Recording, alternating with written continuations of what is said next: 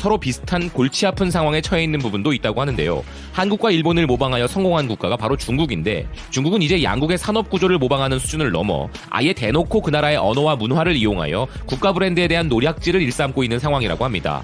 현재 한국인과 일본인으로 위장하여 사업을 하고 있는 중국 기업들까지 있다는 소식인데요. 홍콩의 사우스차이나 모닝포스트가 한국인 혹은 중국인 카피캣 달러 매장은 한국으로부터 지적재산권 단속에 직면했다라는 헤드라인으로 이 내용을 전하고 있습니다.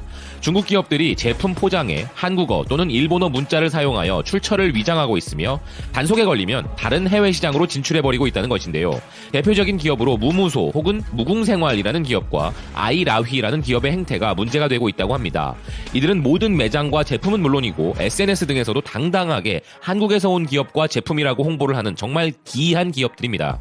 아마 동남아 국가들이나 인도 및 서구권 몇몇 국가로 여행을 가셨을 때 혹은 해외에서 거주하시는 교민분들께서는 한 번쯤은 보셨을 법한 브랜드일 수도 있겠습니다. 그 외에도 시미소, 요요소, 미니굿, 키오다, 명동, 우환 등이 중국 기업이라는 정체를 감추고 한국 또는 일본 기업 등으로 위장하여 불법적으로 사업을 운영하고 있다는데요. 매장에서는 K-팝 음악이 흐르고 점원들은 한복을 입고 있으며 우리나라의 화장품 제품이나 그 외 제품들의 포장 및 케이스마저 그대로 모방한 제품들을 판매하고 있는 상황이라고 합니다. 이렇게 한국과 일본을 적절히 믹스한 짝퉁 브랜드 기업들이 등장하고 있는데, 이런 기업들은 단 하나의 예외도 없이 모두 중국 기업들이라는 것이 그 특징입니다.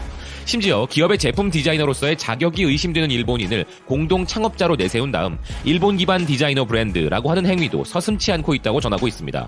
그리고 이 기업들의 매장에서 사용되는 한국어와 일본어는 아무 의미가 없거나 모두 엉터리 언어인 경우가 많다고 하는데요. 이와 관련해 한국특허청은 제품의 성격이나 출처를 잘못 표현하여 혼동을 일으키는 회사 또는 원산지 규정 법률에 위배되는 경우 등을 적발하여 처벌하는 한국의 불공정 경쟁 방비법에 따라 한국에서 사무실을 임대하여 일명 페이퍼 컴퍼니를 운영 중인 무무소와 아이라휘의 사무실을 폐쇄 조치했다고 합니다. 또한 태국의 경찰도 무무소 제품을 압수했다는 소식이 있지만 그 정도로 중국인들의 기행을 멈출 수는 없기 때문에 더더욱 걱정인 상황입니다. 베트남에서의 한 조사에 따르면 이 나라에서 판매된 무무소 제품의 99%가 중국에서 제조된 제품이었다고 하는데요. 한국에서 온 제품이라는 프리미엄을 누리기 위한 그들의 마케팅 전략이 메이드 인 코리아라는 브랜드에 치명적인 영향을 끼칠 수가 있기 때문에 국내외 전반에 걸친 단속과 제재 조치가 필요한 상황인 것이죠. 코트라가 나서서 이런 기업들이 활개치고 있는 동남아시아 및 세계 여러 국가들의 소비자들을 상대로 한국 제품과 짝퉁 제품에 대한 인식과 구별 방법을 알리는 캠페인 등을 추진하고자 하지만 그것도 그리 쉬운 일은 아닐 것이라는 기사입니다. 결국은 이런 기업들을 폐쇄하기 위해서는 중국 당국에서 직접 나서서 이런 부분을 막아줘야 할 것인데요. 아니, 대륙인이라는 자부심을 가졌다는 나라가 자국민들이 이렇게 한국인인 척, 일본인인 척하고 사업을 하고 있는데 세상의 중심이라는 거만한 국가명을 가진 중국 당국은 어째서 이런 부분에서는 전혀 부끄러움을 느끼지 못하는 것인지 참으로 안타까운 일이 아닐 수 없습니다. 한국 경제에 있어 중국의 영향력은 절대 무시할 수 없기에 그들과 완전히 척을 지는 것은 현실적으로 불가능하지만 다른 나라 국민인 척을 해서라도 돈을 벌겠다는 저런 10% 감소라는 니혼 게이자이 신문의 보도가 있었습니다. 한국의 일본 여행 보이콧이 장기화의 조짐을 보이고 있어 우려가 된다는 것이죠. 또한 아사히 신문도 많은 일본 메이커들의 대한국 수출이 크게 감소하여 한탄하고 있다는 소식을 보도했습니다. 21일 발표한 무역 통계에서 한국으로의 수출 감소폭이 전년 동월 대비 15%를 넘어 전월의 9.4%보다 더욱 벌어졌으며 특히나 식료품과 자동차 업체들이 한국 전략의 재검토에 나서고 있다고 하는데요. 특히나 브랜드 이름에 일본이 들어가는 소비 제품들의 영향은 더욱 크다고 합니다. 그래서 일본 제지연합회 회장은 심지어 일본 맥주를 담는 골판지 상자가 한국으로의 수출 감소에 영향을 준다고 이야기할 정도라고 합니다. 이렇게 많은 분들께서 자발적인 일본 보이콧으로 어마어마한 위력을 보여주고 계신데요. 하지만 이대로 가만히 지켜보고만 있을 일본 기업들은 아닌 것 같습니다.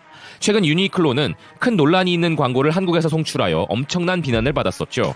당연히 이 광고는 분노를 불러일으켰고 그에 대해 내세운 해명도 전혀 납득이 되지 않았던 상황이었습니다. 그래서 이런 분위기만 보면 이제 더 이상 유니클로 매장 근처에는 단 한 명의 한국 분들도 안 계실 것 같았는데 현실은 그와 좀 다른 것 같습니다. 네, 많은 인파가 북적이는 일부의 유니클로 매장들이 존재한다는 것인데요.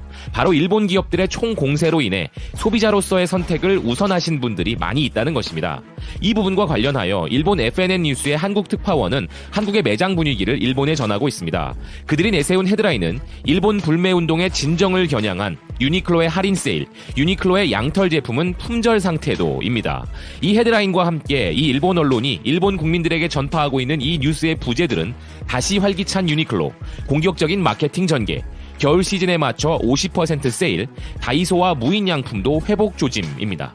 퇴근 시간대에 10대부터 60대까지 남녀노소를 불문하고 일부 사이즈가 품절될 정도로 인기이고 제품을 구매하지 못한 고객들에게 다른 매장을 안내하고 있다고 하며 서울 명동중앙점의 3층 건물에서는 몇몇 고객들이 바구니 가득 옷을 넣고 있었다고 전하고 있습니다. 여기에 더해 유니클로는 내년 상반기까지 한국에 7개의 신규 점포를 추가하는 계획을 밝히는 등 한국을 전혀 포기하지 않았다고 설명하면서 불매운동 대상 기업들이 할인 판매 공세 등으로 잃어버린 고객들의 마음을 되찾기 위해 안간힘을 쓰고 있다고 뉴스는 전하고 있습니다. 이런 대대적인 유니클로의 공세로 한국 소비자들의 지갑이 느슨해지기 시작했으며 이런 공격적인 마케팅이 어느 정도 먹혔다고 볼 수 있다고 이야기하고 있는 상황인데요. 뉴스는 또한 유니클로뿐만 아니라 다른 브랜드들도 파격적으로 세일에 나서고 있으며 무인양품도 고객 감사 세일이라는 명분으로 세일을 시작하여 한국 소비자들의 지갑을 열고자 하고 있다는 이야기를 전하고 있습니다. 여기에 더해 일본 자동차들의 파격적인 할인 전략도 들어보셨을 텐데요. 일본 자동차 브랜드들 중에 렉서스를 제외한 다른 모든 브랜드들은 일본 불매운동으로 인한 엄청난 충격을 받았었는데 이 부분을 직접적인 차량 가격 할인이나 수백만 원 상당의 주유권 지급 등의 파격적인 프로모션으로 극복하려는 시도를 하고 있다고 합니다. 그런데 기사에서 앞서 언급된 유니클로의 명동의 매장이라고 하면 분명 외국인들의 방문도 많기 때문에 우리나라 사람들만으로 붐볐다고는 말할 수 없을 것이고 뉴스에서는 어느 매장에서 어떤 품목이 얼마나 품절되었으며 얼마나 많은 한국 분들이 매장을 방문하고 계신지에 대한 명확한 근거는 제시하고 있지 않기 때문에 이것을 뻔한 혐한 뉴스로 치부할 수도 있겠지만 문제는 이미 국내 언론사들도 이런 유사한 보도를 많이 하고 있고 이것이 완전히 거짓은 아니라는 것인데요. 결국 이 기사 내용을 종합적으로 정리해보면 일본 기업들의 논리는 이것입니다. 한국인들은 가격을 내려 팔면 다시 돌아올 거야. 그렇습니다. 이런 저렴한 제품을 선택하는 소비 방식은 소비자의 고유 권한이기에 왈가왈부할 수 없는 부분임을 잘 알고 있습니다. 그렇지만 다른 부분도 아닌 한국인의 의지는 가격으로 무너졌어 라는 것이 일본인들로부터 정이 내려지는 것은 자발적인 의지를 보여주고 계신 누군가에게는 자동차 업계의 큰 행사인 도쿄 모터쇼라는 게 열리는데요. 한국의 현대차가 참가하지 않겠다고 확정을 지었습니다. 그런데 재미있는 건 일본 자동차 공업협회 발표에 따르면 BMW나 아우디, 폭스바겐, PSA, 포르쉐, 볼보 등은 우리보다 약간 먼저 불참을 통보했다고 하네요. 세계 5대 모터쇼로 꼽히는 도쿄 모터쇼인데 어쩌다가 이런 사태가 벌어졌을까요?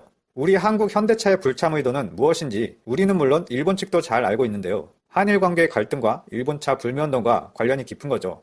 모터쇼라는 게 홍보 목적이 큰 건데 어차피 일본차를 한국에 홍보를 해봐야 팔리지가 않기 때문에 업계 관계자들도 현대차가 안 오는 것을 자연스럽게 받아들이는 분위기라고 합니다. 그런데 유럽에 잘 나가는 BMW, 아우디, 폭스바겐, 포르쉐, 볼보 이런 회사들이 도쿄 모터쇼에 대거 불참하게 된 이유는 유럽 자동차 업계에서는 자기 회사의 차가 훨씬 좋다고 생각하는데 굳이 일본 자동차 시장과 교류해봐야 실제적인 이득이 없다. 그리고 일본 자동차 시장에 투자할 계획도 없다. 라는 분석입니다. 한 관계자의 인터뷰 중에 재미있는 게 유럽에서는 지구 반대편 일본까지 가서 모터쇼에 참가하는 의미가 현재로서는 없다. 라고 했는데 갑자기 하지만 2020년에 열리는 베이징 모터쇼에는 참가할 의사가 있다. 라고 밝혔습니다. 중국 자동차 시장이 워낙에 커서 투자적인 의미가 크다라고 보고 있는 거죠. 그래서 결과적으로는 10월 24일부터 11월 4일까지 12일간 진행되는 도쿄 모터쇼는 세계 5대 모터쇼라는 간판이 무색할 만큼 체면이 안 서게 될 것이다 라는 전망입니다. 그런데 2차적인 문제는 유명한 자동차 업체들이 불참하면 인기도 그만큼 떨어지잖아요. 그런 관람객도 크게 줄어들 것이고 흥행도 망 수준으로 예상이 되는데요. 참가하는 회사들 중에 일반인에게도 인기가 많은 유명한 회사들은 메르세데스 벤츠, 르노 2개 회사 정도라고 합니다. 이렇게까지 된 과정에는 사실 자동차만의 문제가 아니라 미중 무역 분쟁이 장기화되거나 한일 무역 갈등 같이 여러 가지 복합적인 문제로 일본 전체 수출액이 10개월 연속 감소 중이고 무역 수지 역시 3개월째 적자 행진입니다. 결국 자동차에서 끝날 게 아니라 일본 전체 경기가 하강 국면으로 접어든 것이다 라는 분석이 되는 것이죠.